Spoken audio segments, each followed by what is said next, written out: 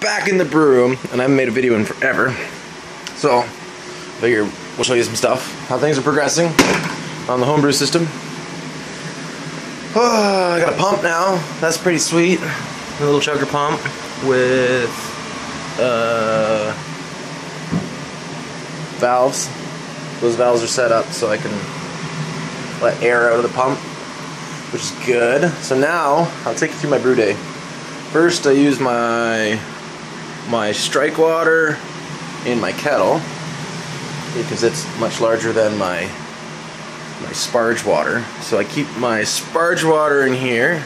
It's just about full. That's about 15-gallon kettle there, and that's my hot liquor tank. I got a really big cooler with 3 bazooka filters. Those are each 12 inches long. And today I'm brewing an adjunct batch, or a batch that's high in adjunct. So I'm going to be using some rice hulls, and they're right here. And I'll just put them in here. Boom. Like that. It's a pretty big system. So I use about 2 pounds of rice hulls for a batch like this. I'm going to be using some flake corn, and they got no husk material, so I'm not filming very good. So now those are under, and that makes a pretty good filtrate. I haven't had any stuck mashes in this in a long time. It was going slow, and now I louder, so that's pretty sweet. Yeah, so I'll mill right into here. It's not ideal. I'd like to have some sort of grist hydration, but that doesn't happen on the homebrew system. I could, but I don't. I should, but I don't.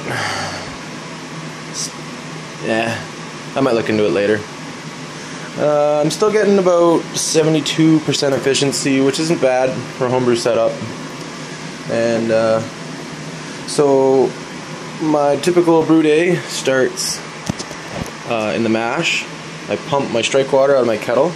It's got markings on the side, so I can select, or I can choose how much strike water I want to throw in the mash and control my my grist ratio there.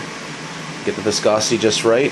Before I used to pump right out of here, out of the mash tun, down into the pump, and then back up. I got a Herms now.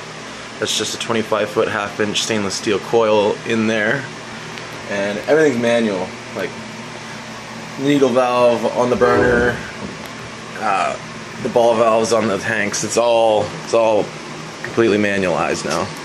Manualized. Now I louder, so I take my wort while I'm mashing, and I louder the whole time I'm mashing now. So even when I'm stirring and stuff like that, I can see the proteins get stirred back up into it, and they get gravity fed into here once this is empty, and then I pump out of there now, so it's all natural gravity fed mashing. A couple drawbacks to the system. This is a flat, like a level container, so I pry it up with the 2x4, slide another 2x4 underneath it, give it a slope, and that's good. It eliminates some of the dead space because this is flat bottomed, and by tipping it, I can, even just a few degrees, I get rid of a lot of dead space. So other things I have now, once I mash and louder and all that stuff, and I got nice clear wort, what I'll do is I will continue to mash out, sparge with that, just gravity, and towards the end of the mash, I don't really worry about the temperature after about an hour. This is only 15 gallon. That's a pretty substantial burner, so I can get that hot before it really has an effect on the mash temperature. Get it up to sparge water temperatures, and then so sparge out with gravity there. And there's obviously a lid for this. There's actually a convenient little hatch, and this is my pathetic sparge arm. It's just a T, and it's got a nipple on the one side, so I can get a good temperature reading on the top. But this is the convenient hatch. It opens up. Ooh, I gotta clean it some more. Yucky.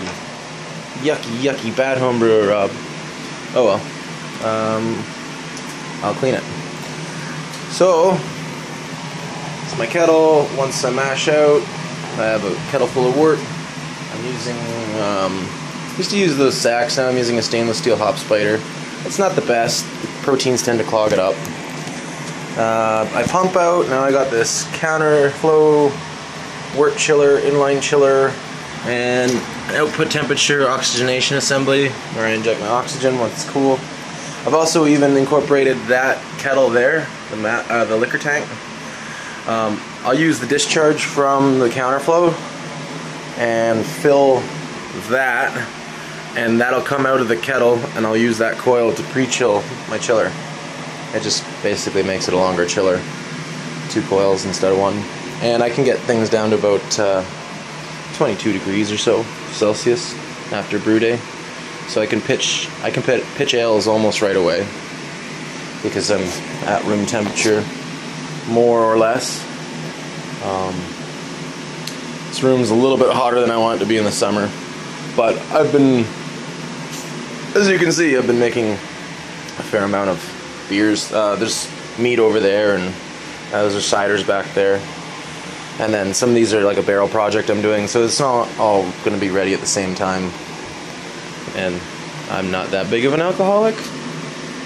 Question mark? Anyway, I figured I'd show you a little tour of the brew room. This is how my brew setup works now.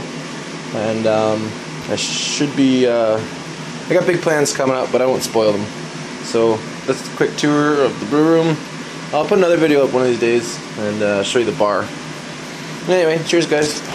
Bye for now.